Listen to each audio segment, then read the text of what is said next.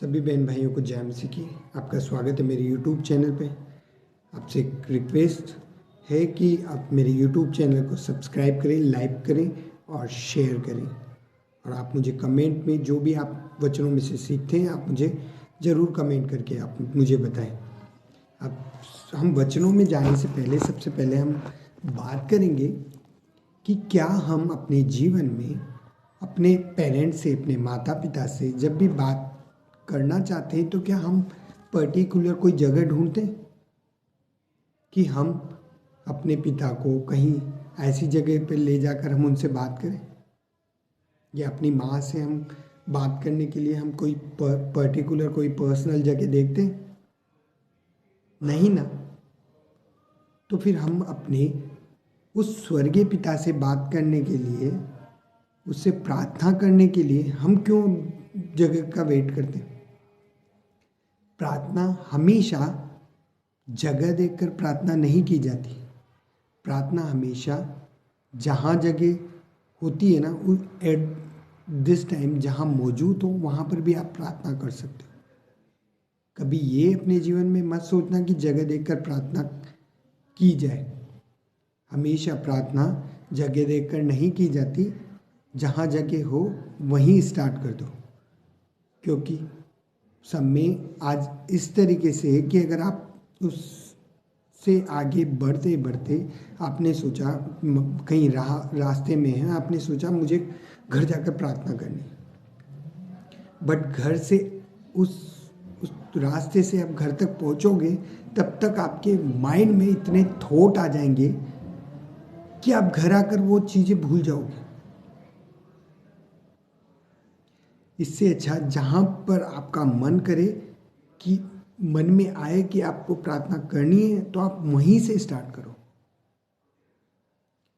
हमेशा याद रखना, जो जगह देखकर कभी प्रार्थना नहीं की जाती, और जो जगह देखकर प्रार्थना करता है वो कभी प्रार्थना नहीं करता, वो सिर्फ दिखावा करता है। सभी बहन भाइयों को यही अनुरोध करूँगा कि जगह देखकर प्रार्थना ना कीजिए। जहाँ आपका मन में आए कि मुझे प्रार्थना करनी है, ऑब्वियसली उसी जगह से स्टार्ट कर दो। जब कोई कोठरी में जाकर या कोई कमरे में अलग पर्टिकुलर जाकर, या कोई गेस्ट आए हुए हैं तो उनके जाने का इंतज़ार करके, या कोई फैमिली मेम्बर है मेंबर्स के बाहर जाने का इंतज़ार करके कि हम प्रार्थना करेंगे, ऐसा कभी नहीं होना चाहिए। बहनों भाइयों, आपको जहाँ जगह मिले वहाँ प्रार्थना करना स्टार्ट कर दीजिए। प्रार्थना करना क्या है? परमेश्वर से बात करना। जब तुम अपने माता पिता से बात करने के लिए नहीं सोचते, उन्हें हम अलग पर्टिकुलर जगह पर नहीं लेकर जाते, तो फिर हम उस स्वर्गीय पिता से बात करने के लिए क्यों जगह ढूंढते? हमें ऐसा कभी नहीं करना बहनों भाइयों। हम आज के वचनों में से जो देखेंगे, पहला थिस्सलुनीकियों उसका 5 का 17 वचन, यहाँ लिखा है, निरंतर प्रार्थना में लगे रहो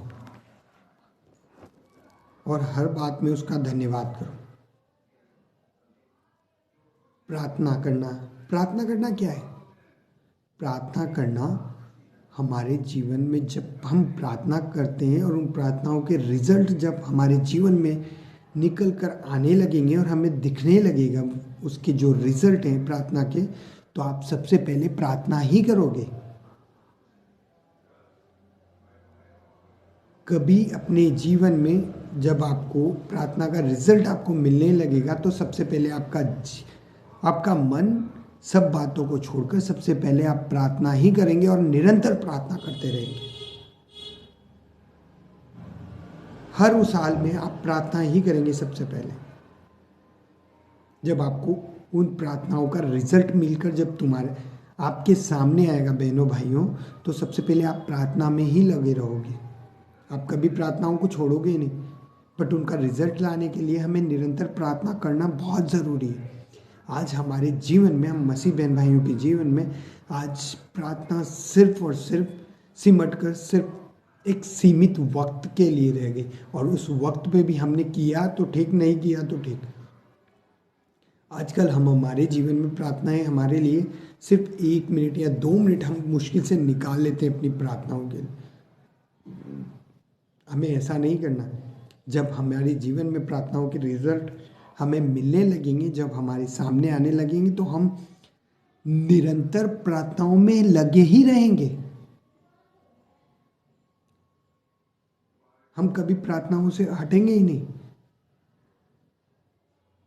तो बहनों भाइयों, आप सभी से रिक्वेस्ट करता हूँ कि जितना समय हमेशा निर्धारित कीजिए। प्रार्थना का कोई समय नहीं होता, कोई वक्त नहीं होता, बट एक पर्टिकुलर टाइम आप डिसाइड कीजिए।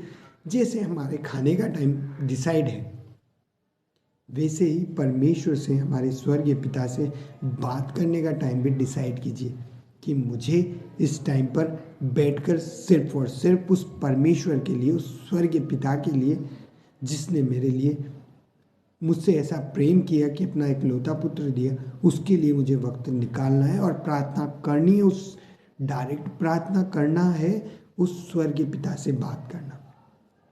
जब तुम्हें कोई परेशानी आती, कोई प्रॉब्लम्स आती, तो तुम अपने पेरेंट्स को डायरेक्ट उनसे बात करते हो ना, या कोई पर्टिकुलर जगह ढूंढते हो?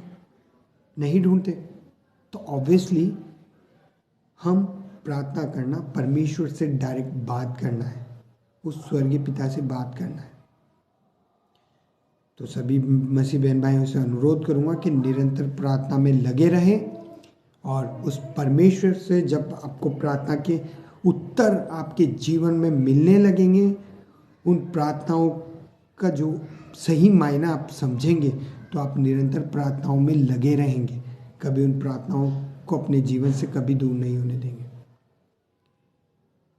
सभी बहन भाइयों को जय मसीह की आप सभी से अनुरोध है, इन वचनों के द्वारा परमेश्वर आप सभी को आशीष दे। आप परमेश्वर का अनुग्रह आपके घर घराने पे सभी पर बना रहे।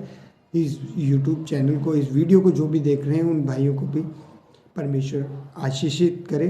परमेश्वर का वचन आपके जीवन में अनेक फल लाने वाला हो। और आप सभी से, जो इन वीडियो को देख रहे हैं, उन सभी से अनुरोध करूँगा, इन परमेश्वर के पवित्र पाक वचनों को आप लोगों तक पहुँचाएं, ताकि उनके जीवन में भी परमेश्वर की आशीष सदा सर्वदा बनी रहे। सभी को जय मसीह की आप सभी से रिक्वेस्ट है, मेरे YouTube चैनल को लाइक करें, शेयर करें एंड सब्सक्राइब करें। सभी बहन भाइयों को जय मसीह की। God bless you.